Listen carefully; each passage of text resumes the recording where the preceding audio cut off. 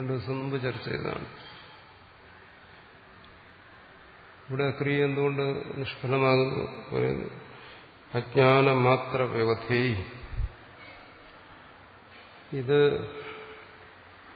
ഒരു ഫലമല്ല. ഉപാസിച്ചാൽ അതിന്റെ ഫലമുണ്ടാവും. ലൗകികമായ ഫലങ്ങൾ, അലൗകികമായ ഫലങ്ങൾ, ഇനി സമാധി വരെയുള്ള ഫലങ്ങളുണ്ടാവും. യത്നത്തിന്റെ ഫലമാണ്. ഇത് ഫലമല്ല. എന്തുകൊണ്ട്? അജ്ഞാനം മാത്ര വ്യവധേഹി. ഈ സർവാത്മബോധത്തിന് തടസ്സമായിരിക്കുന്നത് അജ്ഞാനം മാത്രമാണ്, മറ്റൊന്നൊരു തടസ്സമല്ല. അതുകൊണ്ടാണ് ക്രിയ അവിടെ നിഷ്പ്രയോജനം എന്ന് പറയുന്നത്. ഏത് ഫലങ്ങളും ആർജിക്കുന്നതിന് ക്രിയ കൂടിയേ തീരും. അപ്പോൾ ആ ഫലങ്ങളെല്ലാം ക്രിയാഫലമായിട്ട് വരും. കൈലാസത്തെയോ വൈകുണ്ഠത്തെയോ ഒക്കെ പ്രാപിക്കണമെങ്കിലും ഇവിടെ യത്നം ആവശ്യമാണ്. ഉപാസനകൾ, ധ്യാനം ആവശ്യമാണ്. സാക്ഷാത്കാരം എന്ന് പറയുന്നത് എന്തിനെങ്കിലും ഒന്നിനെ സാക്ഷാത്കരിക്കും, പ്രത്യക്ഷമാക്കണം. അത് വലുതായാലും ചെറുതായാലും ഇവിടെ യത്നം ആവശ്യമാണ്. ചക്ഷുരേന്ദ്രിയം വിഷയത്തെ ഗ്രഹിക്കുന്നു, ഇന്ദ്രിയങ്ങൾ, ഓരോ ഇന്ദ്രിയങ്ങളും അതാത് വിഷയത്തെ പ്രത്യക്ഷമാക്കുന്നു. അവിടെയൊക്കെ യത്നം ആവശ്യമാണ്. ഇന്ദ്രിയ പ്രവൃത്തി ആവശ്യമാണ്. അതിന് വലുതായി ശിവനെയോ വിഷ്ണുവിനെയോ എന്തിനു സാക്ഷാത്കരിച്ചാലും ശരി, ഏത് രൂപത്തെ സാക്ഷാത്കരിച്ചാലും അവിടെയെല്ലാം യത്നം ആവശ്യമാണ്. യത്നഫലമായിരിക്കും സാക്ഷാത്കാരം. പരിശ്രമിച്ച് നേടുന്നതായിരിക്കും സാക്ഷാത്കാരം. ഇവിടെ സാക്ഷാത്കാരത്തിന്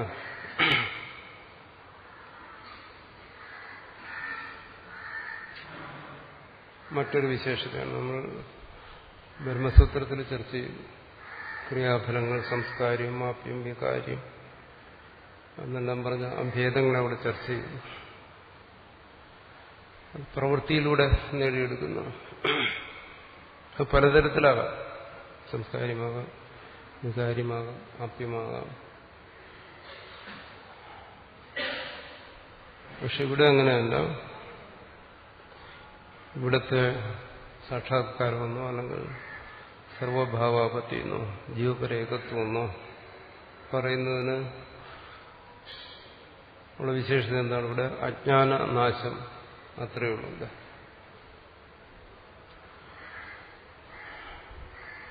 ഇരുള് നശിക്കുന്നു എന്ന് പറയുന്ന പോലെ അജ്ഞാനനാശം മാത്രമേ ഉള്ളൂ ഇവിടെ സംഭവിക്കേണ്ടത്.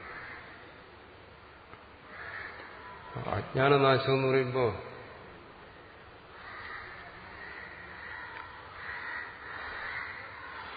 എന്തോ ഒരു വസ്തു ഉണ്ടായിരുന്നിട്ട് നശിക്കുന്നതല്ല.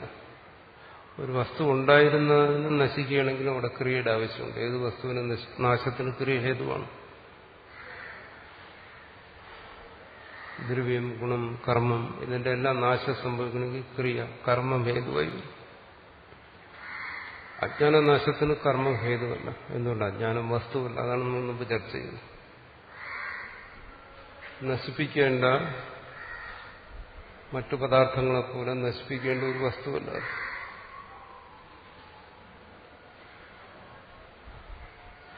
അതുകൊണ്ടാണ് അജ്ഞാനനാശം മതി എന്ന് പറയുന്നത്. ഇവിടെ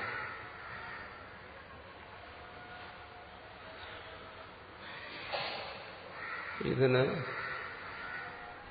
അത് വെളിച്ചം കൊണ്ടിരുന്ന് നശിക്കുന്നത് പോലെ എന്താ അജ്ഞാനനാശം? അത് അജ്ഞാനനാശം എന്താണെന്നുള്ളതിനെ കുറിച്ച് വളരെ ജടിലമായ തർക്കങ്ങളെ കാണും. അദ്വൈതികളിൽ തന്നെ പലരും എന്താ അജ്ഞാനനാശം? മേശയുടെ പുറത്ത് പുസ്തകം ഇല്ലായിരുന്നു, അവിടെ പുസ്തകം കൊണ്ടുവച്ചു. മുമ്പ് പുസ്തകം ഇല്ലായിരുന്നു, പുസ്തകം കൊണ്ടുവച്ചു. ഇല്ലാതിരുന്നപ്പോൾ പറയും എന്താണ്, പുസ്തകത്തിന്റെ ഇല്ലായ്മ ഉണ്ടായിരുന്നു എന്ന് പറയും. പുസ്തകം ഉണ്ടായിരുന്നു എന്നല്ല, പുസ്തകത്തിന്റെ ഇല്ലായ്മ അല്ലെങ്കിൽ അഭാവം ഉണ്ടായിരുന്നു എന്ന് പറയും. ഇനി പുസ്തകം കൊണ്ട് വെച്ചു കഴിഞ്ഞാൽ പറയാം, സാങ്കേതികമായി പറയാം, ആ പുസ്തകത്തിന്റെ അഭാവം നശിച്ചു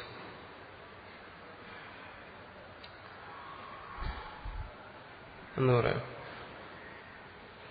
പുസ്തകം ഇല്ലാതിരുന്നപ്പോൾ പുസ്തകത്തിന്റെ അഭാവം ഉണ്ടായിരുന്നു. പുസ്തകം അവിടെ വന്നു കഴിഞ്ഞപ്പോൾ ആ ഭാവം പോയി എന്ന് പറയും. ഈ പറയുന്നതിന് എന്താ അർത്ഥം? ഇങ്ങനെ പറയുന്നത്, പുസ്തകത്തിന്റെ ഇല്ലായ്മ ഉണ്ടായിരുന്നു, പുസ്തകത്തിന്റെ ഇല്ലായ്മ നശിച്ചു എന്ന് പറഞ്ഞാൽ എന്താ എന്റെ അർത്ഥം? അതറിയണമെങ്കിൽ മേശയിലേക്ക് നോക്കുക. പുസ്തകം വരുന്നതിന് മുമ്പ് അവിടെ മേശ,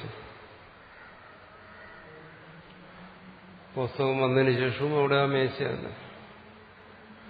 മേശയ്ക്ക് മാറ്റമൊന്നുമില്ല, അത് തന്നെ. അഭാവം ഉണ്ടായിരുന്നു, അഭാവം നശിച്ചു എന്നെല്ലാം പറയുന്ന ആ മേശയാണ്, വേറൊന്നുമല്ല. പിന്നെ ഒരു വ്യത്യാസമുണ്ട്. മുമ്പ് അവിടെ പുസ്തകം ഉണ്ടായിരുന്നില്ല, പിന്നെ പുസ്തകം വന്നു. ഈ വ്യത്യാസമുള്ളൂ. വാസ്തവത്തിൽ അവിടെ ഉള്ളത് മേശ. ഇനി മേശ ഇത് കാണാൻ വയ്യ,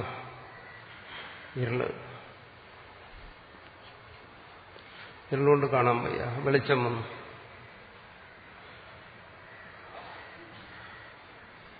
വെളിച്ചം വന്നു കഴിഞ്ഞാൽ പറയുന്നത് എന്താണ്? ഇരുള് നശിച്ചു, വെളിച്ചം വന്നു. നമ്മൾക്ക് കാണേണ്ടത് എന്തിനാണ്? മേശ ആണ് കാണേണ്ടത്. അവിടെ ഇരുള് നശിച്ചു, വെളിച്ചം വന്നു എന്ന് പറയുന്നിടത്ത് മേശയിൽ മറ്റെന്തെങ്കിലും ഉണ്ടോ? അവിടെ എന്തെങ്കിലും വന്നോ, എന്തെങ്കിലും പോയി? ഒന്നും അവിടെ വന്നതുപോലെ ഒന്നും പോയതുമില്ല. പുസ്തകം വന്നതുപോലെയും പോയതുപോലെയും അവിടെ ഒന്നും വന്നില്ല, പോയില്ല. എന്നുവെച്ചാൽ മേശയുടെ സ്വരൂപം, അതിനൊരു മാറ്റവുമില്ല. അഭാവം വന്നെന്ന് പറഞ്ഞു, പോയെന്ന് പോയി. ആ മേശയുടെ സ്വരൂപത്തിനൊരു മാറ്റവുമില്ല. ഇരുള് പോയി, വെളിച്ചം വന്നെന്ന് പറഞ്ഞു, മേശയുടെ സ്വരൂപത്തിനൊരു മാറ്റവുമില്ല. ഒരു മാറ്റം മാത്രം. അതുവരെ മേശയെക്കുറിച്ച് അറിവില്ലായിരുന്നു, വെളിച്ചം വന്നപ്പോൾ മേശ അറിയുന്നു. ഈ ഒരു വ്യത്യാസം മാത്രം. അവിടെയുള്ള വസ്തു ഒരു മാറ്റവും സംഭവിക്കുന്നില്ല. ഇരുള് വരുന്നതോ വെളിച്ചം വരുന്നതോ ഒന്നും വസ്തുവിൽ ഒരു മാറ്റവും സംഭവിക്കുന്നില്ല. എന്തുകൊണ്ടാണ്? അവിടെ ആ ഇരുളെന്ന് പറയുന്നത് വെളിച്ചത്തിന്റെ ഇല്ലായ്മയാണ്, പുസ്തകത്തിന്റെ ഇല്ലായ്മയെന്ന് പറഞ്ഞുവല്ലോ. മറ്റൊന്നുമില്ല. അത് വെളിച്ചത്തിന്റെ വിരുദ്ധ സ്വഭാവം എന്നേ ഉള്ളൂ. വെളിച്ചം പ്രകാശിപ്പിക്കുന്നു, അത് മറയ്ക്കുന്നു. ആ വിരുദ്ധ സ്വഭാവം കണ്ടുകൊണ്ട് നമ്മൾ അതും ഒരു വസ്തുവാണെന്ന് ധരിച്ചാൽ, മറ്റു വസ്തുക്കളുടെ അഭാവം പോലെയല്ല വെളിച്ചത്തിന്റെ അഭാവം. കാരണം മറ്റു വസ്തുക്കൾക്കൊന്നും വെളിച്ചത്തിന്റെ സ്വഭാവമില്ല. പ്രകാശിക്കുക എന്നൊരു സ്വഭാവം മറ്റൊന്നിനുമില്ല, വെളിച്ചത്തിനേ ഉള്ളൂ. അത് പ്രകാശിക്കുന്നു. പ്രകാശിരിക്കുക എന്ന് പറഞ്ഞാൽ പ്രകാശത്തിന്റെ നേരെ വിരുദ്ധ സ്വഭാവം ഇരുള്. അപ്പൊ വെളിച്ചം കൊണ്ട് മേശ പ്രകാശിക്കുന്നു എന്ന് പറഞ്ഞാൽ, ഇരുള് പോയി എന്ന് പറഞ്ഞാൽ അവിടെ മേശ കൊണ്ട് പ്രത്യേകിച്ചൊന്നുമില്ല. അതിന്റെ ദ്രഷ്ടാവ്, അതിനെ കാണുന്നവന് അതിനെ കാണാനും കാണാതിരിക്കാനും പറ്റുന്നു. വെളിച്ചത്തിന്റെ സഹായത്തോടുകൂടി കാണുന്നു, വെളിച്ചമില്ലെങ്കിൽ കാണുന്നില്ല. പറയുമ്പോൾ എന്താണ്? അതൊരു വസ്തുവിന്റെ നാശം പോലെയാണ്. അഭാവത്തിന്റെ ഇല്ലായ്മ എന്ന് പറയുന്നത് ഒരു വസ്തുവിന്റെ നാശം പോലെ അല്ല. എന്നാൽ അതുപോലെ നമുക്ക് തോന്നും, ഇതൊരു വസ്തുവിന്റെ നാശം പോലെയല്ലേ, ഇരുള് പോയപ്പോൾ എന്തോ പോയില്ലേ എന്ന് തോന്നും. അവിടെ ഒന്നും വന്നില്ല, പോയില്ല. അത് വെളിച്ചത്തിന് നേരെ വിരുദ്ധമായതുകൊണ്ട് അതും ഒരു വസ്തു പോലെ നമുക്ക് തോന്നുകയാണ്, ഇരുളൊരു വസ്തുവാണെന്ന് തോന്നുന്നു. മറ്റൊന്നിന്റെ അഭാവത്തിൽ അത് തോന്നാത്തത് മറ്റൊന്നും വെളിച്ചത്തിന്റെ വിരുദ്ധമല്ലാത്തതുകൊണ്ട്. അതുകൊണ്ട് ഇരുള് നശിച്ചു എന്ന് പറഞ്ഞാൽ അതിനർത്ഥം എന്താണ്? അവിടെ വെളിച്ചം വന്നു, അത്രയുള്ളൂ. ഒരു വസ്തു നശിച്ചു എന്നർത്ഥമില്ല. അതുപോലെ ബ്രഹ്മ ഏകത്വം, സർവാത്മഭാവം,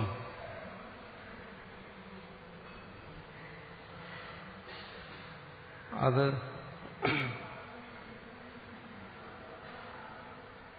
ഒരറിവാണ്, അല്ലെങ്കിൽ അറിവിന്റെ ഫലമാണ്. രണ്ടു തരത്തിലും പറയാം. ഇവിടെ അറിവിനെയും അറിവിന്റെ ഫലത്തെയും വേർതിരിക്കാൻ കഴിയത്തില്ല. ഒന്ന് തന്നെ രണ്ടു തരത്തിൽ പറയും. വെളിച്ചം ഇരുളിന്റെ ഇല്ലായ്മ, അതിനെ വേർതിരിക്കാൻ കഴിയില്ല. വെളിച്ചത്തിന്റെ ഫലം എന്താണ്? ഇരുളിന്റെ നാശം. ഇരുളിന്റെ നാശം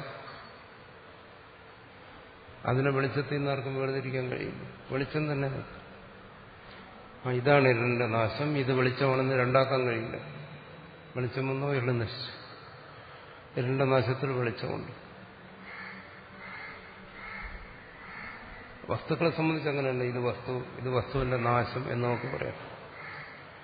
വെളിച്ചത്തെ ഇരുളിനെ സംബന്ധിച്ച് അത് പറയാൻ വയ്യ.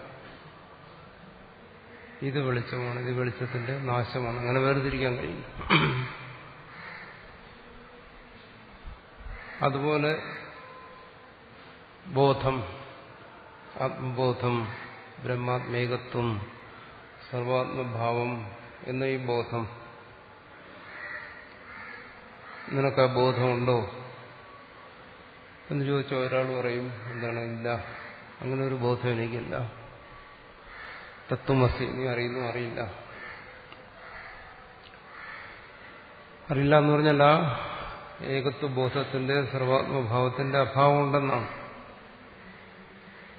പുസ്തകത്തിന്റെ അഭാവം ഉണ്ടെന്ന് പറഞ്ഞതുപോലെ, അല്ലെങ്കിൽ വെളിച്ചത്തിന്റെ അഭാവം ഉണ്ടെന്ന് പറഞ്ഞതുപോലെ അഭാവം ഉണ്ടെന്നാണ്. ശരി, എന്നാൽ തത്വമസി ഉപദേശിക്കുന്നു. നീ ആ തത്വമാണെന്ന് ഉപദേശിക്കുമ്പോൾ ആ ബോധക്കേട് മാറി. അതാണ് ഉപദേശിച്ചത്, അത് മനസ്സിലായി. താൻ ആ പരമാർത്ഥ വസ്തുവാണെന്നുള്ള മനസ്സിലായി. അവിടെ എന്താ സംഭവിച്ചത്? അതുവരെ ഉണ്ടായിരുന്ന അറിയില്ല അറിയില്ല എന്ന് പറഞ്ഞിരുന്ന അറിവില്ലായ്മ മാറി.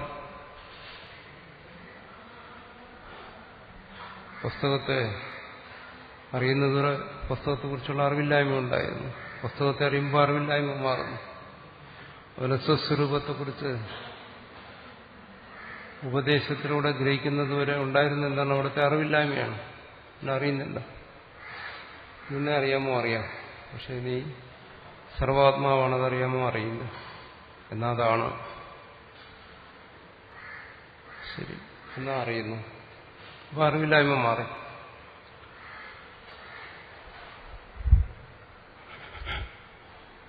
ബോധം കൊണ്ട് അറിവില്ലായ്മ മാറുന്നു. വെളിച്ചം കൊണ്ട് ഇരുളും മാറിയ പിന്നെ ശേഷിക്കുന്നില്ല, വെളിച്ചമാണ്.